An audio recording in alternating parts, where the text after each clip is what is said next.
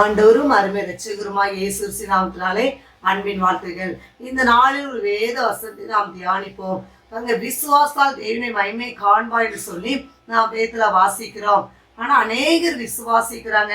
ஆனா ஒரு நபரை குறித்து வேதத்துல தியானிச்சு பார்க்கும்போது மார்க் 5ஆம் அதிகாரத்துல நாம் வேதத்துல வாசிக்கிறோம். 12 வருடமாய் பெரும்பாலும் ஒரு பெண்ணை குறித்து நாம் வேதத்துல வாசிக்கிறோம். பாருங்கவா, 12 வருஷம் தன்னுடைய சரீரத்தில் வேதனை அனுபவித்தார். 1 அல்ல 2 அல்ல 5 அல்ல 10 அல்ல 12 வருடம்.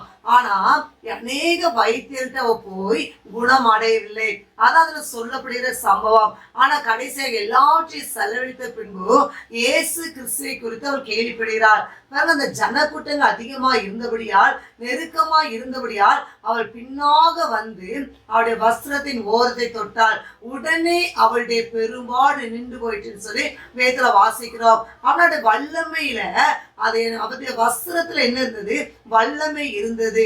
எனவே அவள் என்ன செய்யறாள்? அவரை விசுவாசிக்கிறாள். இன்னைக்கு நாமளும் அப்படியாதான் எல்லாவற்றையும் செலவழித்த பின்பு எல்லாம் முடிச்சுட்டு நீ அவ்வளவுதான் சொல்லி கடைசி நிமிடத்துக்குள்ள நாம் கத்தரிட வருவோம். அதே போல 12 வருடமான பெரும்பாடுல பெண் எல்லாவற்றையும் செலவழித்த பின்பு இயேசு கிறிஸ்து கேள்விப்பட்டு வந்தவுடன் கர்த்தர் அவளுக்கு சுகத்தை கொடுக்கிறார். உடனே சொல்லுகிறார், மகளே, உன் விசுவாசம் ரட்சித்தது, நீ சமாதானத்தோட போய் உன் வேதனைக்கு சுகமாயிரு சொல்லி அவர் சொல்லுகிற காரியம். எனவே கர்த்தர் இன்றைக்கு நம்மளுக்கு அவருடைய வல்லமை மூலமாய் அற்புதங்களை செய்து அவருடைய நாமத்தை மகிமைப்படுத்துவார். எனவே கர்த்தர் தாமே உங்களை ஆசீர்வதிப்பாராக.